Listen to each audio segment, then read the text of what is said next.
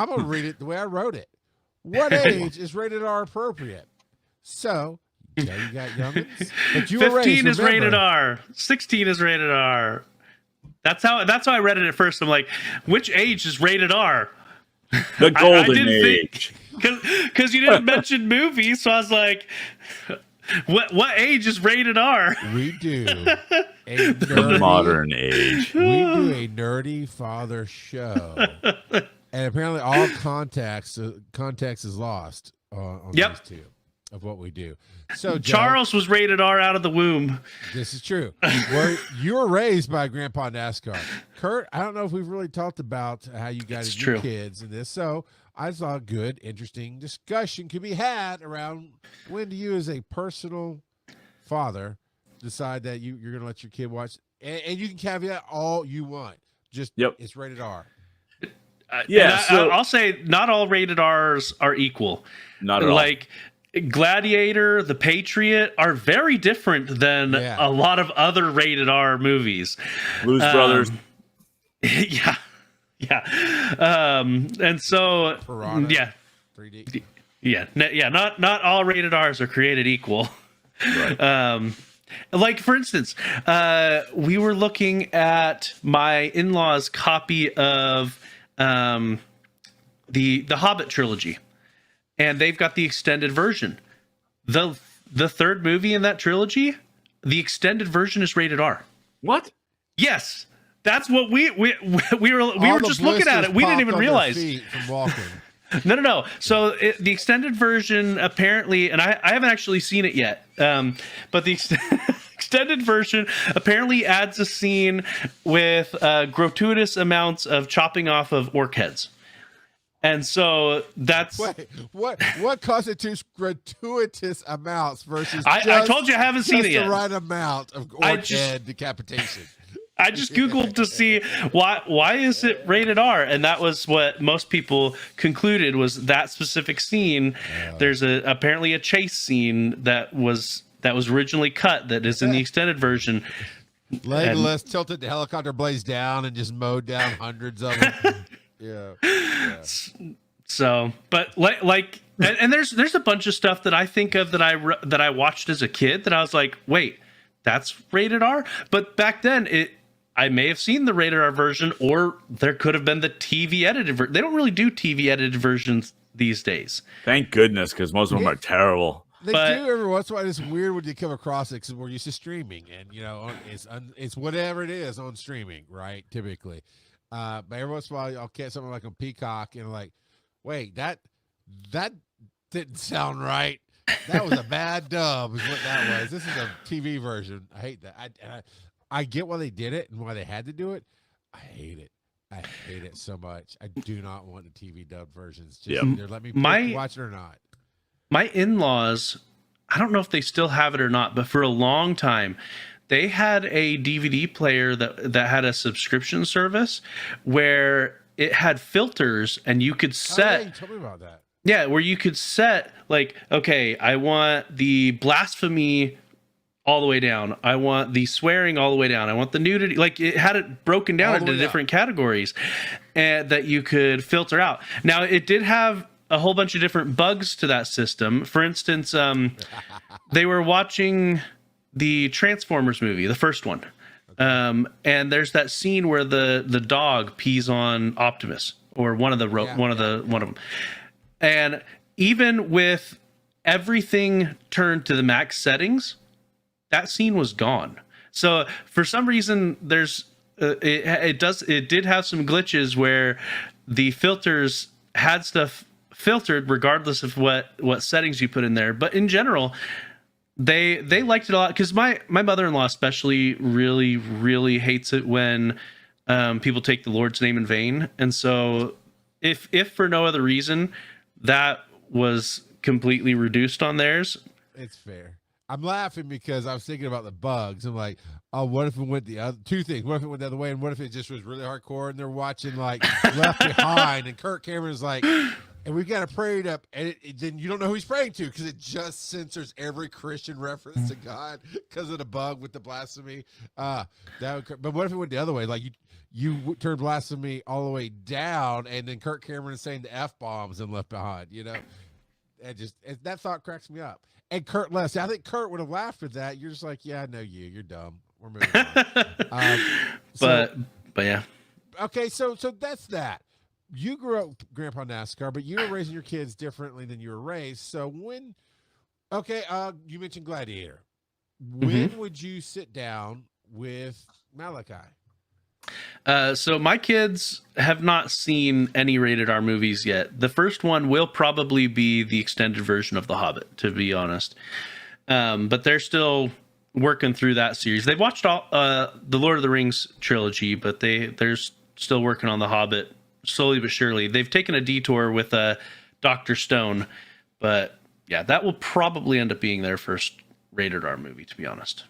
But let's go to content. You mentioned Gladiator. It sounded like you liked it. I agree. It's a different kind of rated R than other kind of rated R movies.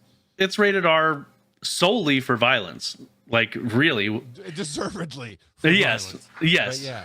But that kind of content, when would you sit down with your kid? I'm a lot more conservative than most people. So as far as content goes, it probably wouldn't be till they're 16 or 17, to be honest. God, I wish Grandpa NASCAR was still alive. Between me and him, we ruined your kids. We would ruin your kids. I grew up watching all kinds of crazy stuff with Grandpa NASCAR. You turned out just fine. But so I'm being a little funny. I would never question somebody's choices, truly. Joe's makes some, no. Kurt? Well, and I'll be completely blunt, and this might be because of the content we allow our kids to watch, but my kids are not as mature as as a lot of other kids. And like I said, that could be because they're not desensitized by the different content. And I don't mind them having an extended childhood, to be completely honest. Sure. They can keep that innocence longer. Ooh, you touched on. I'm not going to go into it on this show, but that's an interesting guideline here. But Kurt, what was your path? So, I am much more like Joe with this. I actually did not bring my kids or really allow them to watch in the house rated R movies, and I was definitely a rules guy. So 17, 18. Now, I was not under any disillusion that they saw them on their own at their friend's house or whatever, but we didn't do that in the house. Sure. And to the point where like we are big Disney fans in the house, and so literally for years, every Sunday we would have a Disney movie afternoon, and we would work our way through the entire library of Disney animated films. And we did something in my house. Even the Black Cauldron? Nope, I not believe my house. I believe we did. And so it really, I think part of it really was I tried to be very appropriate, age appropriate with my kids. And so like I was also the guy that I gave them internet really early, but I put on parental control software really early, and I subscribed to a service. I monitored their stuff. I got reports, and just like if there was something that I thought was a little questionable, I asked them about it. And if they wanted to go to a website, they would ask me about it, and then I would go to the website first and I would check it out, and just because I felt that it was my duty to do that. And so I was very, very conservative when it comes to my kids. And frankly, I believe that part of that is why my kids were so well behaved. And I literally have had people go, how do you get your kids to behave like that? Because they just are not ever trouble. And every time he goes to Canada, all the Canadians say, "Oh my, your kids are good." And I just said, look, part of it is I told my kids no. Yep. And but I was never that guy that said because I said so. Like there was I an am aspect. totally that guy. No. Not all the time, but here's the thing. I don't fault that at all because I think that like when they're younger, you have to, because you don't reason with kids. Like there's no like, okay, we're gonna come to this decision together. No, you're not in a place where you even understand any repercussions. So yes, there is a because I said so, but I never had to say the words. Because I'm also a fan, and this is a different topic, really, but I'm a fan of parental fear, which sounds worse than it is. But I think there's a healthy fear of your parents because it protects you. That isn't fear for your life. That's not being scared of your parents per se. That is just like, oh, I don't want to cross my parents. It's different. It's different. One of the things that Kelsey and I did early on was, if we ever threatened our kids with punishment, and they were like, "Well, what would the punishment be? Like if or else, the or else what?" I'm like, "Well, if you need me to make up a punishment right now, it's going to be 10 times worse than if you let me think about it." And so my kids stopped asking, or else what, or what would the punishment be, because they knew that if I had to make something up right then it would be way worse than if they messed around and found out. I will also say, as a caveat, Jebediah, my youngest, he's watching stuff well above his age because his brothers are watching stuff in the family room, and I think that just in general happens. Yeah. Because, like, for instance, when I was 5, my older brother would have been 16. And so what's appropriate for my brother to watch in the family room isn't going to be the same as what I did. And so I think that is a lot to do with why I was allowed to watch stuff at a young age, was because my parents didn't want to inhibit my older siblings or limit them to, hey, you need to watch, the Mario cartoon or whatever. So, how many siblings do you have, Joe? I have 5 siblings. And you were the youngest? No, I'm fourth out of 6. Okay, so you're one of the youngest. You're in the younger half. I am, and there's actually the biggest gap between any of them is between me and my older sister. There's a 6-year gap there. Okay, so that even makes more sense. By that point, by the time you were born, your parents are just going, "Oh, I can't do this again. Fine, just let them do it."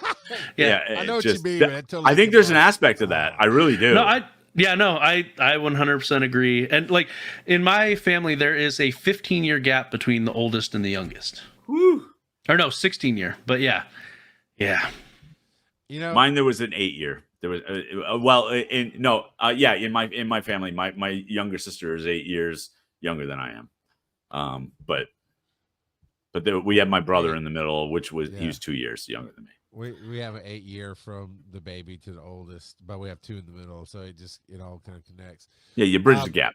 Yeah, and I don't know. I was always been different. Kurt, I was raised where I couldn't watch things, and Joe, we did the Disney stuff, but there were certain Disney and Jim Henson things I did not watch. I did not watch The Black Cauldron. I did not get to watch Bedknobs and Broomsticks. Anastasia. That came out. That's not Disney. It's not Disney, but it's Disney adjacent. Have it. It's like Avatar's not anime, but whatever. It's not. It's not. But we did wholesome things. But man, my mom was so rough on my dad. He wanted to share experiences with me. He's more like my mindset. It was about the content for him and the story and the experience he had watching that content. So I watched Predator, but my mom made him like record it. It's one of those, we've talked about this on the show before, where the HBO free weekends, or it didn't cut off for 2 years, all that jazz. So he would record these movies, and then he would go and make the effort to hook up a second VCR and cut out or at least write down when the time, because on the VCR you see Oh. the timestamp, and you see, and you know when to fast forward. So there were certain things I couldn't watch, which only made me want to watch some more. And then later, when I did see like the full version of Predator, I'm like, oh, they cut that out. Okay, is all the drug lords skinned alive and hung upside down or whatever? Sure, whatever. And so I've actually, when I came out of that repressed background, I mean, to the point that there's a little side story. I'll make a note we can tell later of when I learned how to BS as a kid. But if I went to a friend's house, because you know me, I just talk, right? If my parents heard that I had watched something in a friend's house I wasn't supposed to, I couldn't go hang out with them over there for like a month. They always had to come to my house. So when I left that environment at 17, 18 years old, I was like, I'm just going to watch everything. And I went overboard, got burned by Event Horizon. I hate that movie. I'm still scarred by that movie. But that notwithstanding, that's when I told back a little bit, go, okay, what do I want to watch? And so I got ratings blind forever. Does this look interesting? Do I want to see it? My wife and I are adults. It doesn't matter. So when we had kids, we didn't even really think about that either. We just watched the content and we trusted our instincts. And if there was a movie that came up, or there's a movie we had watched that one of the kids like, I would like to watch this movie. I'm like, yeah, you're not ready. They tried that one show, except or else is like, why not? I was like, how many times do I tell you no on shows? I'll tell you, hey, this is gonna be scary, or this is gonna be violent, or there's gonna be some scenes gonna make you feel uncomfortable because you get naked. I'll fast forward if you want to, whatever. But how many times I tell you no? Like, yeah, never. I said, yeah, trust me.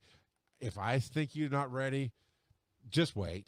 And it actually worked. The few times I said that, they waited. It was only until the last year or two when Aaron and I got the movie pass for AMC, the A-list or whatever, that we started looking at ratings, because we'd send the kids, and our local theater has you can't come into the theater after 8 p.m. if you're under 18 without an adult. Like rated R does say like 17 and above. But there was for a long time, I don't know if it still is, I guess not because they have the rule, but high schoolers, I mean, they would have mini riots in their lobby. Oh, wow. Yeah. So they that rule went in like when I was dating Aaron, and now 23 years later, they still have but I've gone on some nights where it's busy and it's peaceful, but they don't, anyway, doesn't matter. They don't enforce it all. Those hormonal rioting teenagers. Yeah.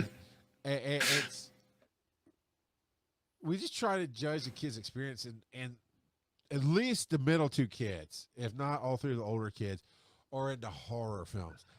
And Joe and I have talked about that at length. He loves them. He grew up with them. I didn't grow up with them, even seen them. I hate them, and it's just a not for me thing, right? And I'm very surprised. My son was like, "Oh, I want to watch it." I'm like, "Dude, you're 10." He goes, I was like, it's going to scare the crap out of you. But I've always taught him that rule, which I talked about with the fear and the zombie game.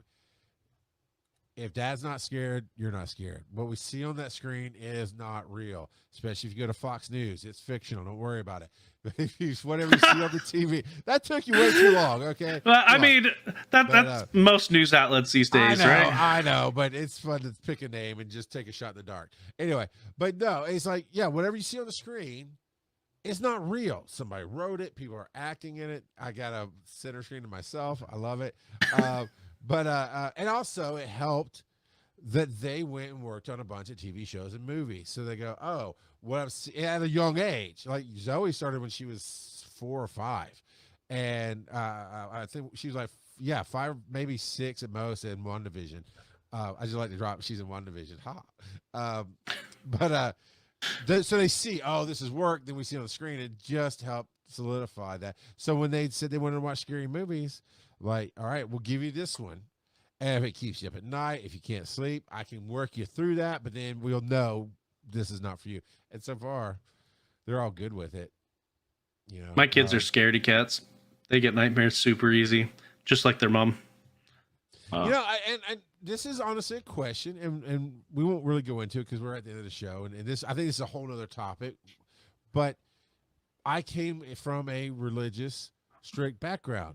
I was a terrified kid.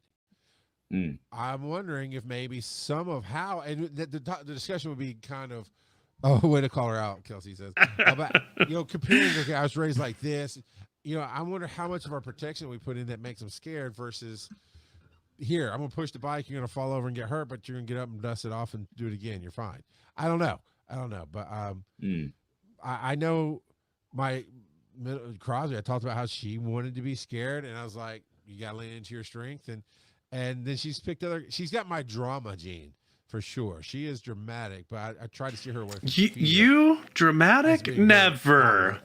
Of drama there. So don't know what you're talking about. Other than that, everybody, dude. Okay. All right, Joe. All right. So I will say this.